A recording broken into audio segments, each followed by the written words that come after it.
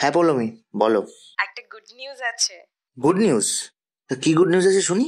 তোমার প্রমোশন হয়েছে। কি? সত্যি? মানে সিরিয়াসলি? সত্যি বলছো তুমি? হ্যাঁ গো বাবা, সত্যি। আমার যে কি আনন্দ হচ্ছে তোমায় বলে বোঝাতে পারবো না। এই দিনটার জন্য কবে থেকে যে ওয়েট করে আছি। থ্যাংক ইউ গো, থ্যাংক ইউ সো মাচ। তুমি না থাকলে এসব কিছুই সম্ভব হতো না। শুধু থ্যাংক ইউ বললে হবে না, ট্রিট দিতে হবে। নিশ্চয়ই দেবো। আমার ফ্ল্যাটে চলে এসো, তারপর আমরা বেরোবো। তোমার প্রমোশন হয়েছে, সেই জন্য আমরা সারাটা দিন আনন্দ করব। ওকে ডার্লিং, আমি এক্ষুনি আসছি।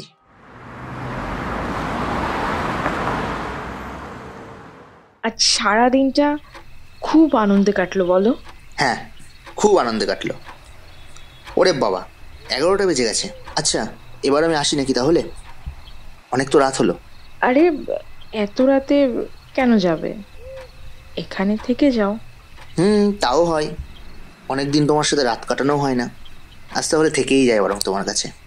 হ্যাঁ, আজ সারা রাত আমরা অনেক গল্প করব। ওকে ম্যাডাম, তাই হবে। ডান। আচ্ছা বলছি, তোমার প্রমোশনটা তো হয়ে গেল, এবার চলো আমরা বিয়ে করে নিই। বিয়ে? হ্যাঁ বিয়ে। আর কতদিন এইভাবে লিভ ইন থাকবো বলো? এবার আমাদের বিয়েটা করে নেওয়া উচিত। আমি তোমাকে বিয়ে করতে পারবো না। কি?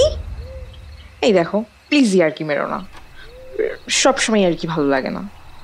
তোমার মনে হলো আমি ইয়ার্কি মারছি? আমি ইয়ার্কি মারছি না পৌলমি। আমি সত্যিই তোমাকে বিয়ে করতে পারবো না। কিন্তু কেন? কারণ কারণ আমি তোমাকে কখনো ভালোবাসিনি, আর এটাই সত্যি। শুধুমাত্র আমার প্রমোশনের জন্য তোমার সাথে ভালোবাসার অভিনয় করেছিলাম, কিন্তু সত্যি তোমার প্রতি আমার কখনো ভালোবাসা জন্মায়নি। জানি তোমার কথাগুলো শুনে খারাপ লাগছে, সেটাই স্বাভাবিক। কিন্তু সত্যি যতই কঠিন হোক, সেটা তো সত্যিই, বলো। এসব কি বলছো শঙ্খ? আমি ঠিকই বলছি পৌলমি, আমি তোমাকে বিয়ে করতে পারবো না। তুমি পারলে আমাকে ক্ষমা করো। আসছি, বাই।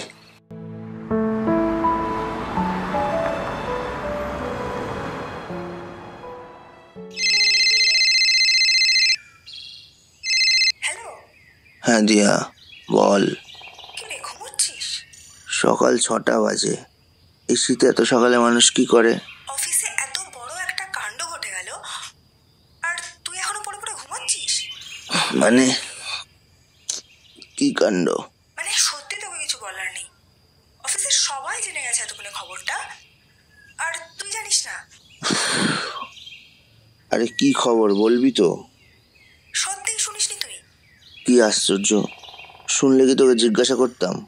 আরে আমাদের অফিসের বস পৌলমী ম্যাডাম সুইসাইড করেছে। হোয়াট?